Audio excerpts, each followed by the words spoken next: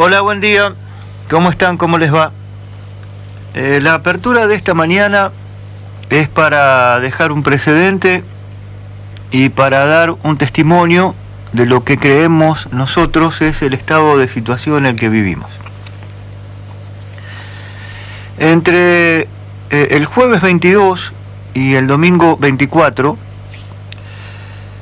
se dio un crecimiento, una multiplicación llamativa e importante de los casos positivos de COVID-19.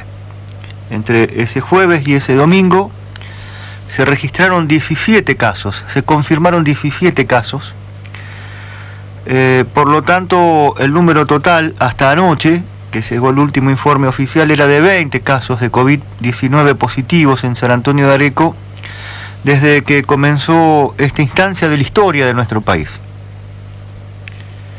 Esto motivó a la decisión del intendente Rato de retrotraer todo a la fase 1 del aislamiento social obligatorio y preventivo. Pero terminó siendo una cuarentena con filtraciones. Es cierto que se redujo bastante la circulación de personas y la actividad económica, pero que no se retornó a la dureza del nivel que tuvieron los primeros días, allá por el 20 de marzo en adelante, de lo que fue la verdadera fase 1 de esta cuarentena.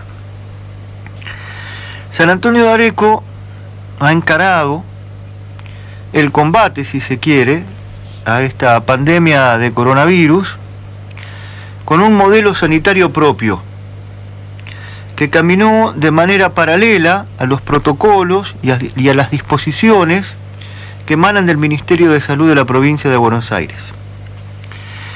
Eso le ha generado, aunque no son de conocimiento público, rispideces a las autoridades de salud local con los directores de la región sanitaria cuarta.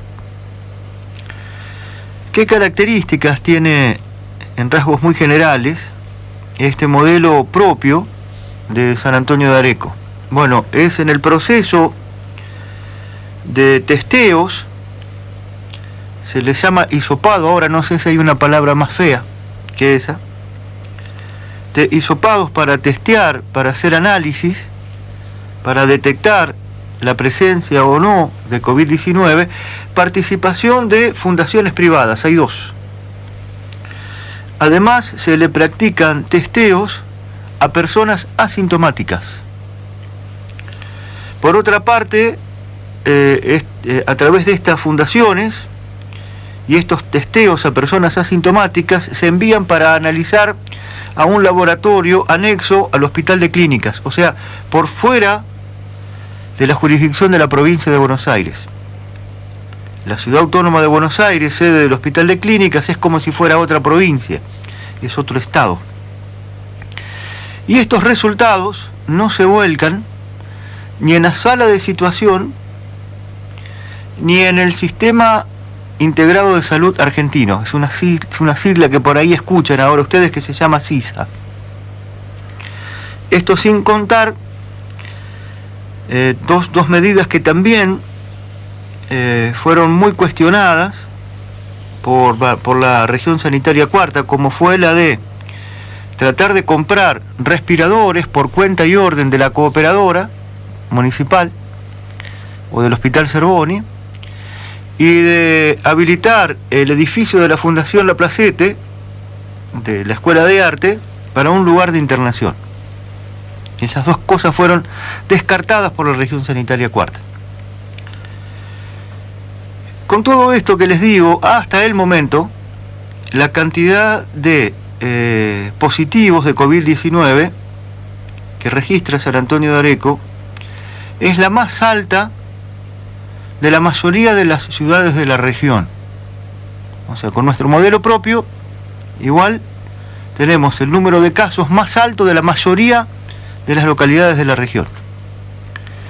Aunque en las últimas horas han comenzado a aparecer casos en lugares que no presentaban prácticamente actividad, Capitán Sarmiento, Navarro, y ayer empezaron a crecer la cantidad de casos en General Rodríguez. Una cosa más para cerrar mi testimonio, digamos, para sentar mi visión como precedente de las cosas. El sábado a la tarde, cuando el intendente Rato convoca a conferencia de prensa y uno entiende la circunstancia y el momento y la gravedad que revestía la situación, el intendente salió sobreexaltado, lo que parece ser una característica de sus apariciones públicas, y que ordenar el retroceso a la fase 1 no fue solo una medida sanitaria, sino que lo explicó como si fuera una especie de castigo a la sociedad. Y otra práctica habitual del intendente, repartió culpas por todos lados. La repartió por todos lados, entre los vecinos, entre las localidades de la zona, entre la provincia de Buenos Aires, entre la nación. De otra cosa que quiero dejar sentada una posición es con respecto a esta declaración de emergencia económica, administrativa y social, que solamente es una formalidad la aprobación que va a dar en la mañana del lunes el Consejo Deliberante, que tiene una legítima mayoría oficialista. Yo lo llamaría le asignaría este peso, que va a ser el momento fundacional,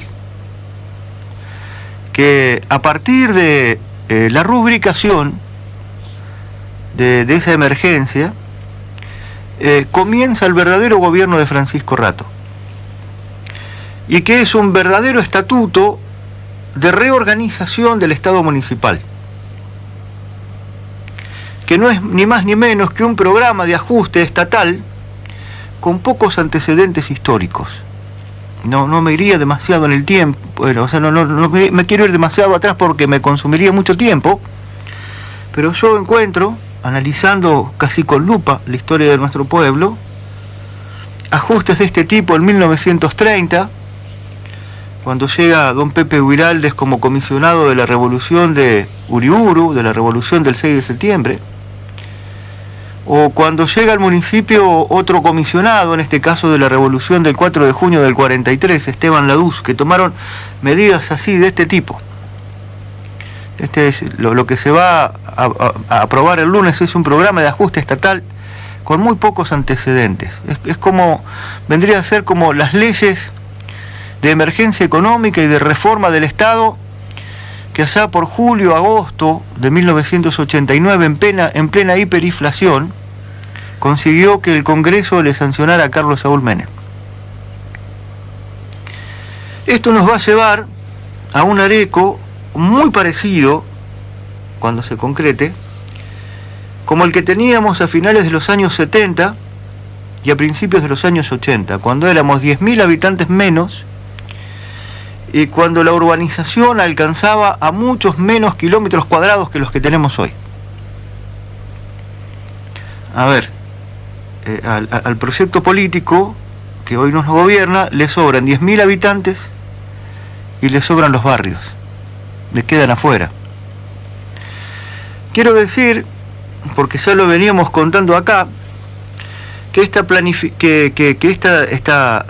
estatuto es una planificación muy anterior a que se desatara la emergencia por el coronavirus, esta pandemia mundial. Es muy anterior.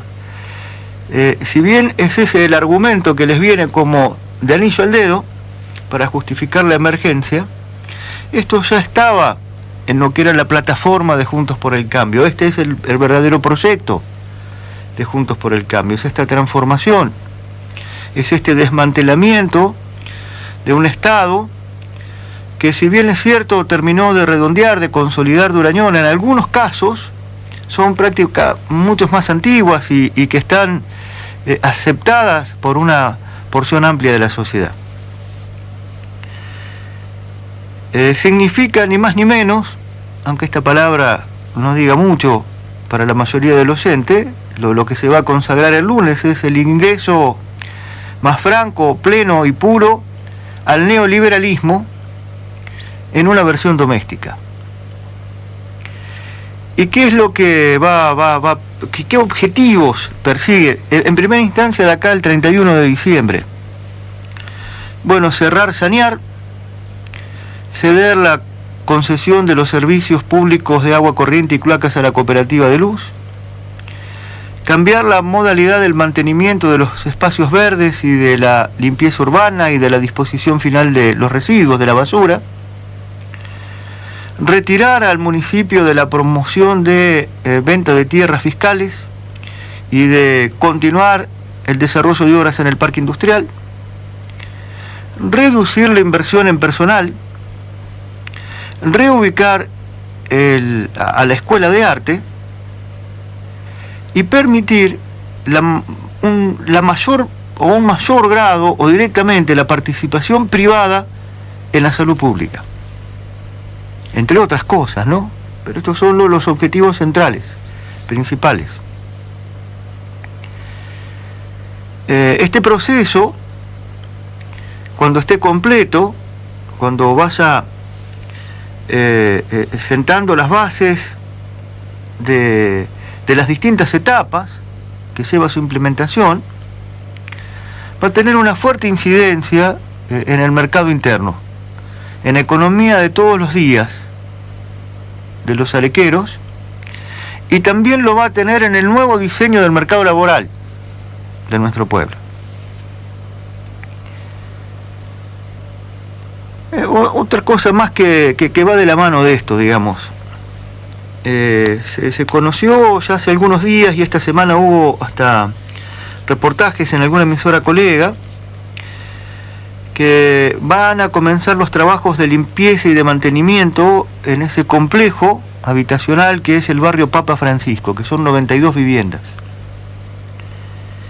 Y que en el transcurso del mes venidero se haría la entrega de las viviendas a sus propietarios, a sus adjudicatarios. Al mismo tiempo de esto, en la última sesión del Consejo Deliberante, a instancias del gobierno de Francisco Ratti, para que vean que esto de la emergencia económica, administrativa y social y el coronavirus simplemente es el fundamento del momento, que no va a ser más que poner en papel lo que ya se estaba haciendo y darle calidad de estatuto, de estatuto de guía, digamos, de plataforma, de gestión. El Consejo Deliberante, por mayoría, reformó lo que era la agencia de hábitat, la pone en la categoría de dirección, bajo la órbita de la Secretaría de Planificación, y saca la representación que tenía la oposición en toda una instancia de generación de tierras, de la propuesta de planes y después de la ejecución de la venta de estos, con diversos plazos, con diversos programas de financiación y demás. Fíjense que clarito está el contraste, y que está el quiebre, la ruptura con el pasado reciente. Porque si bien la financiación de la construcción de las viviendas de este barrio Papa Francisco es a través del banco hipotecario, y hubo modificaciones en el macrismo con respecto a la idea original de los tiempos del kirchnerismo, con el programa de créditos Procrear, después se cambió la modalidad y esas viviendas están terminadas hace rato. Esto surgió justamente de los planes municipales de vivienda, del más modesto banco de tierras, que fue el paso primitivo. Había un eslogan muy lindo allá por 2012, 2013, que era Areco es tu casa, hasta ir evolucionando en organización del programa y llegar a tener esta agencia de hábitat. Porque ahí se gestionó desde el municipio la afectación de esas tierras fiscales. Hay un organismo que se llama AVE, que administra todas las tierras del Estado, para afectarlas a la construcción de estas viviendas. Si queda una porción de terreno más también como para seguir construyendo en ese lugar. Y de ahí hubo distintas modalidades. Yo creo que el emblema es el barrio de La Manuela. Ahí salieron 33 lotes que se vendieron con facilidades, fue el primero, y que bueno, después tuvieron que construir los que compraron los lotes por su cuenta. También fue un modelo de cómo se llevaron los servicios, no sin dificultades, y tal vez no a la velocidad que uno hubiera pretendido. Esos lotes de La Manuela se habían comprado en el final del gobierno de Fabio Sorchili, estamos hablando de 1999, y se la compró a la congregación de Bages, por eso se llama La Manuela. Los escrituró José Cames en el 2000, y entre el 2000 y el 2013 estuvieron como tierras municipales, pero ociosas. Cuando ustedes recuerdan que la frase, que la vamos a volver a escuchar dentro de poco, muy usual era: no hay terrenos, la municipalidad no tiene terrenos. Y después se hicieron otras iniciativas, como un programa de venta de terrenos en el barrio Exferia, frente al Boulevard Merti, asfaltado, que fue exclusivo para aquellos que tenían el crédito Procrear otorgado, pero que no tenían lotes. Y hay dos programas que quedan todavía en marcha: el de autoconstrucción Minca, así en los viejos terrenos del Corralón, con mucho de parecido al primer plan municipal de viviendas que encaró Tito Domínguez, de ayuda mutua y de esfuerzo propio, que fue el embrión del barrio municipal. Hoy hay 100 casas ahí, arrancaron con 12, con 20 luego. Y también terminar los loteos, que se conocen como Lecot y como Irazú, faltan las inversiones ahí.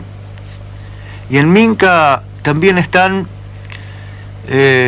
no sé en qué porcentaje de construcción. Y seguramente todo eso se va a revisar, todo eso se va a rever. Y bajar de agencia a dirección está marcando la prioridad que el nuevo gobierno le da al acceso a la tierra y a la vivienda.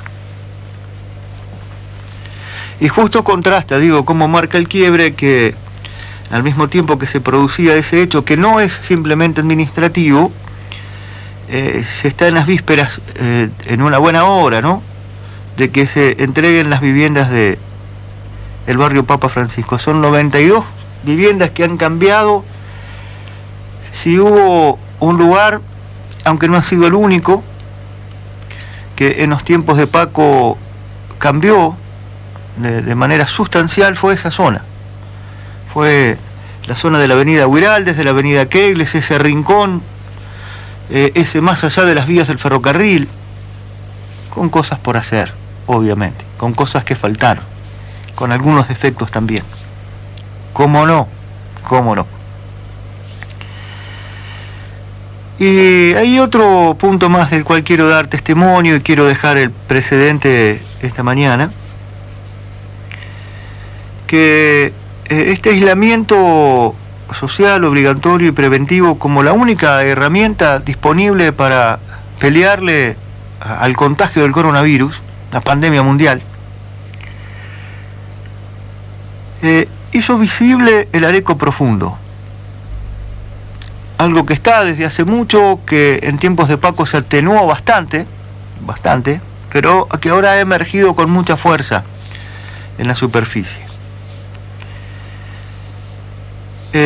Esta cuarentena agudizó un estado de cosas, un estado de necesidad extrema, que yo no tengo ningún temor, no tengo ningún empacho a decir que es el saldo de los 4 años de neoliberalismo macrista. El saldo que deja el gobierno de Mauricio Macri, muy bien disimulado, porque como ha respondido a los intereses más poderosos, yo diría que hasta mundiales, con un fuerte apoyo o con una fuerte concordancia de intereses de poderosísimas empresas de comunicación, del Poder Judicial, del sistema financiero especulador o no, financiero mundial y nacional, esto es muy interesante. Los poderosos tienen intereses y los pobres tienen necesidades. Bueno, el saldo que ha dejado ese cóctel de 4 años, nosotros lo podemos palpar acá, con la nueva emergencia y con una potencia inusitada del Areco Profundo. Y eso hace que surjan nuevas formas, que le podríamos llamar como comedores, pero no son exactamente comedores, porque la gente no va a comer ahí. Son cocinas populares, cocinas solidarias, cocinas sociales. Le digo que de esto, sí, de verdad no hay ningún antecedente. Ni siquiera en la crisis anterior, que nos dejó el capitalismo en su versión neoliberal a la criolla, con Menem, Cavallo, de la Rúa y compañía. Ni siquiera en San Antonio de Areco se dio esta situación de las cocinas populares, solidarias y sociales, como las que tenemos hoy. No las hubo. Hubo mucha necesidad, pero no en esta magnitud, no en este volumen.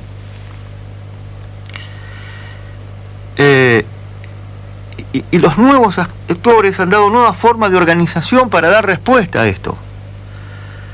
Hay movimientos sociales y hay personas cuyas características, cuya acción, cuya vitalidad les permite convertirse en nuevos líderes sociales. Si ustedes quieren, de un sector envuelto en una dolorosa y lamentable marginalidad. Y estos movimientos sociales o estas personas que lideran? A ver, una etapa de organización. ¿Una organización de qué? De juntar, de recolectar mercaderías. Una organización también para cocinar esa mercadería y para distribuirla. ¿Saben a cuántas personas asisten? Por lo menos hay 3 comedores, hubo 4 en algún momento. A 500 personas. En muchos casos son componentes de familias muy numerosas. 500 personas que son asistidas diariamente. Algunos hacen almuerzos, otros hacen cenas, otros hacen merienda y otros mezclan un poco de todo. Y una cosa que acá también es necesario consignar. Esta situación del Areco Profundo, de estas cocinas populares, de esta necesidad extrema, tengo en la punta de la lengua decir que de gente que no tiene ni siquiera para comer, pero va a sonar muy duro. No se va a terminar cuando concluya la cuarentena. Que en el día X, el gobierno nacional diga, se terminó el aislamiento, se terminó la restricción severa de la circulación de personas y se van a tomar algunas medidas de seguridad, pero se va a tender a una normalidad. No se va a terminar ese día. Es algo que tristemente va a tomar características de estructural, de permanente, y que necesitará de un cambio de fondo que genere trabajo también para esos sectores, o por lo menos para parte de esos que no necesiten tanto de la solidaridad. Ya se han puesto en marcha mecanismos asombrosos, porque es impensado para los que no integran esa clase, para los que no están cerca de esos barrios. Esa gente que se ha puesto a laburar, que ha puesto a disposición su casa, su cocina, sus ollas, sus utensilios de cocina, que han puesto su tiempo, de comercios que donan carne, pollo, verduras, de gente del común, a la que tampoco le sobra absolutamente nada, pero que para esta acción solidaria, tu poquito es mucho. Hay un sindicato que es UTEBA, uno de los sindicatos que reúne a los trabajadores docentes, que que colabora de manera muy decidida, haciendo colectas entre sus afiliados o entre quien quiere participar, y apuntan a la compra de frutas y verduras para que puedan comer mejor. Y esto es también de lo que yo quiero dar testimonio y dejar acaso el precedente más claro esta mañana, más claro. Y vamos a ir buscando ya la bandera cuadros de esta mañana, por lo menos de este arranque, y decir como afirmación que en San Antonio de Areco se está construyendo velozmente un nuevo orden económico, político y social. Ya ha comenzado una carrera desenfrenada, que a mi parecer ese nuevo orden económico, político y social, que tiene un fuerte consenso, obviamente que no de los que pertenecen al Areco Profundo, pero sí de una gran mayoría que, si este orden social y económico se consolida, no van a estar muy lejos de caer en el Areco Profundo, pero hoy lo aplauden, hoy lo acompañan, hoy lo avalan. Para mí va a ser un orden social, económico y político mucho más regresivo que el actual, mucho más desigual, clasista y mucho, pero mucho más injusto. El odio a las personas pobres tiene nombre. Se llama aporofobia. Es una palabra nueva, recién parida, pero por una herida antigua que pareciera que no va a cerrarse nunca más. Como una maldición residual creciendo como una planta envenenada entre los escombros acumulados de diversos sistemas fallidos, despiadados y enfermizos. La rabia del alma colectiva de una especie que odia y sin saber se odia a sí misma. El mundo, que es un pañuelo con lágrimas de neón, despiden mirando el cielo sus hijos en procesión y arranca en su desconsuelo las páginas del adiós. Una patera con más gente que lugar, con más desesperación que chances de seguir a flote, se hace al agua como puede en el Golfo de Bengala. Una niña llora y su padre también. Más acá, una amiga la llamó y le dijo que se viniera, que esto era mejor, que la gente te ayuda, que el frío no es tanto, que la vida es dura, pero la aguantás. Hace 2 meses que está y no sabe cómo hacer para soportar tanto y tanto, tanto desprecio a su pobreza.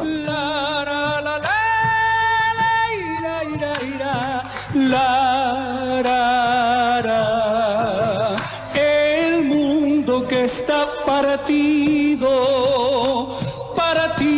por la mitad, no puede sanar su herida de humanidad. Película repetida de una trama fantasmal.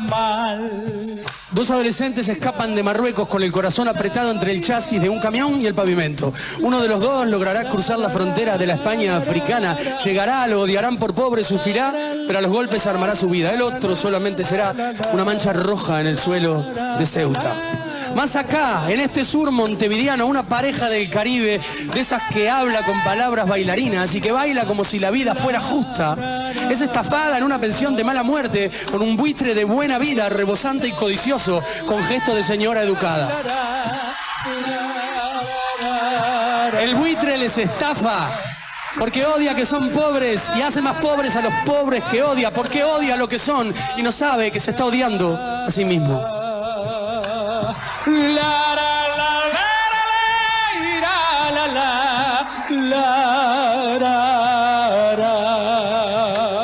Película repetida de una trama fantasmal.